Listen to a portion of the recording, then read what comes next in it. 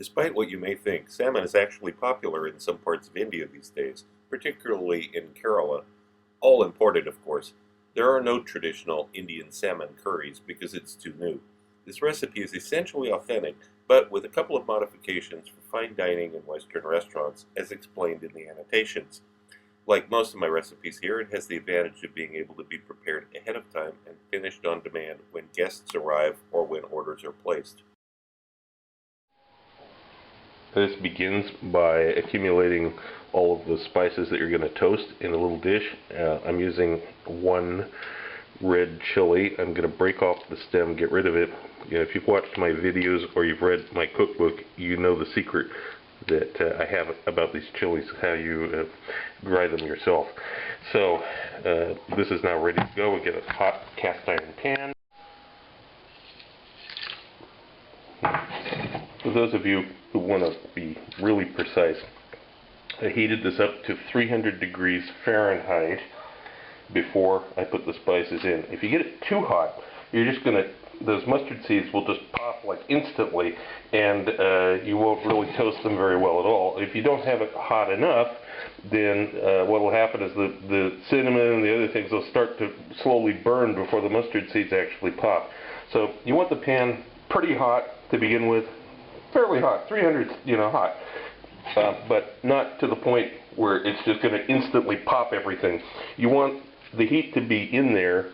You want the way that Indians usually test this is they put water in the pan and they wait until a little bit after the water boils and evaporates. Then they know it's around 300. You can also use an infrared thermometer, which is what I used.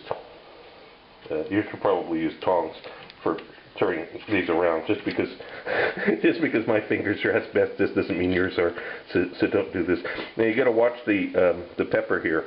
It's got a little bit of black on it, and you can hear the mustard seeds popping. That's it. It's done. I'm going to transfer this back to a bowl. I'll let this cool down a little bit before I grind it. Always a good idea. So there's all the spices that were toasted, as well as the teaspoon of salt, the dark brown sugar, and the citric acid.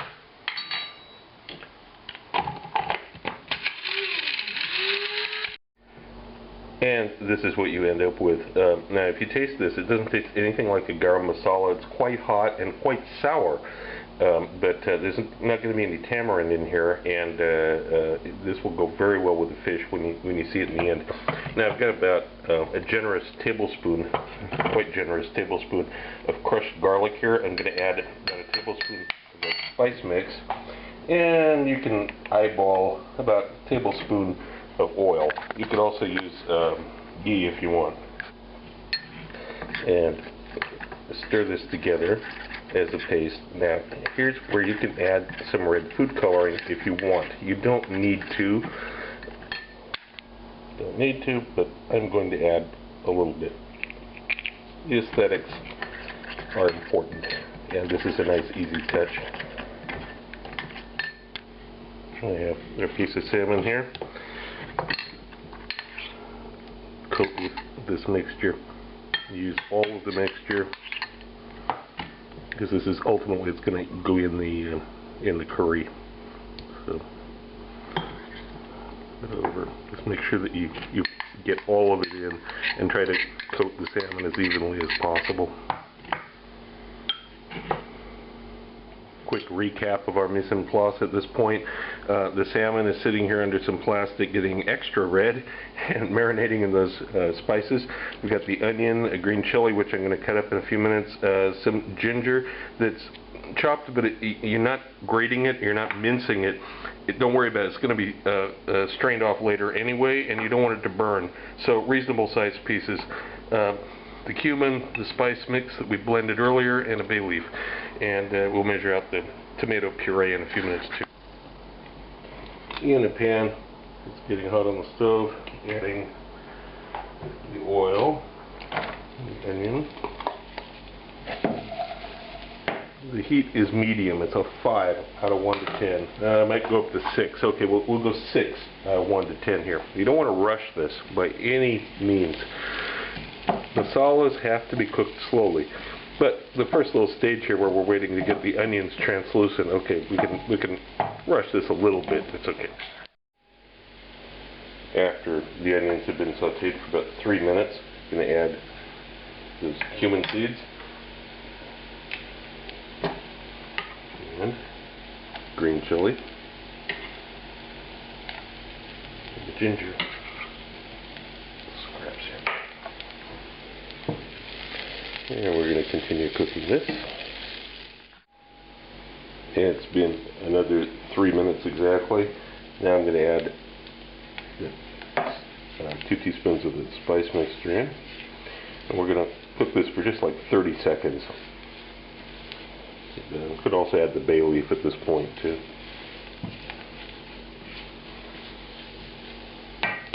And maybe not even 30 seconds, just 15-20 seconds. We're going to add the tomato passata. The heat is on medium here. It's 5 out of 1 to 10. This is very important. You cannot rush this. As I've said in videos and in my book, #1 mistake Westerners make when they try to make a masala, they want to crank up the heat and make it go fast. You cannot do that. You have to be patient. So it's on a medium heat. Stir it around, and we'll let it thicken up. Here I have a couple minutes later. If the amount of bubbling you're seeing looks like this, you've still got the heat too high. So I had it on 5. I'm going to lower it down to just under 4 on a scale of 1 to 10, because we really don't want it boiling away here. We want it slow simmer and gradually thicken. If it's going fast, it won't taste good in the end. It'll have burnt overtones. This is what you want to see. This is the level of heat.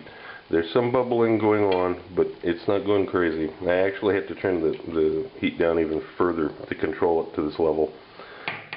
After 8 to 10 minutes, you've got this very thick.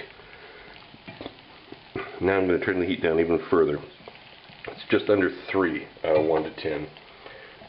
Now, get this lovely piece of salmon here. I'm going to place on top of this masala. The seasoning's on the bottom too, don't forget.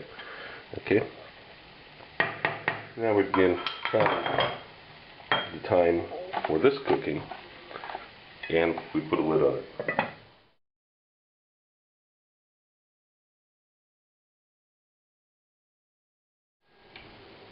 Yeah, when this time has elapsed through the magic of video editing, you open this up, you flip the salmon, use a wide spatula like this so you don't destroy it. And just scrape off some of the extra seasonings here. Okay, the lid goes back on for another couple of minutes. It's been another couple of minutes. Take this off.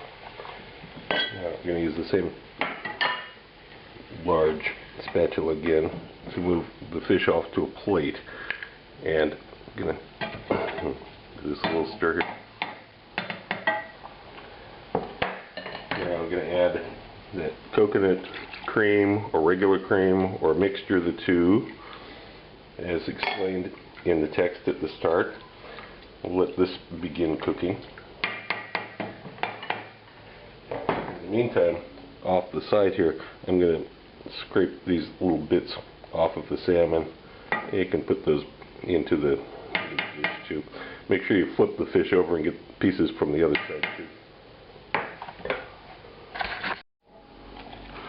Okay, I've returned the heat here to medium, 5 on 1 to 10. We don't really want to boil this. In fact, you have to be careful not to boil it, or it'll separate and you'll have a pool of oil in it. So, but you need to cook this just a little bit more, just a couple minutes, and then we'll pass this through a sieve. After it's been thickened, and then we just pass it through a sieve. Rub as much through as you can, of course. Hopefully you didn't reduce it so much that it separated into an oil. That's the danger you have to be careful of. Now at this point you have the silky smooth sauce and you have the fish that's ready to go into the broiler. If you're in a restaurant, this fish will go in the refrigerator and you'll deal with it when customers come and you'll reheat the sauce. If you're at home and you just want to proceed, obviously just proceed. Stick this under the broiler. Here's what it looks like before it goes under the broiler.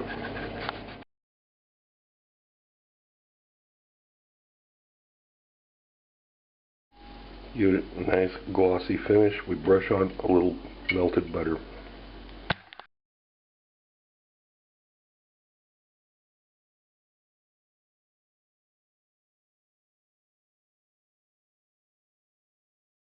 If you like my videos, look for my cookbook, now available through Amazon, Barnes & Noble, and other internet bookseller sites. Also look for my cocktail book, Cocktails of the South Pacific and Beyond, Advanced Mixology, available through Amazon online.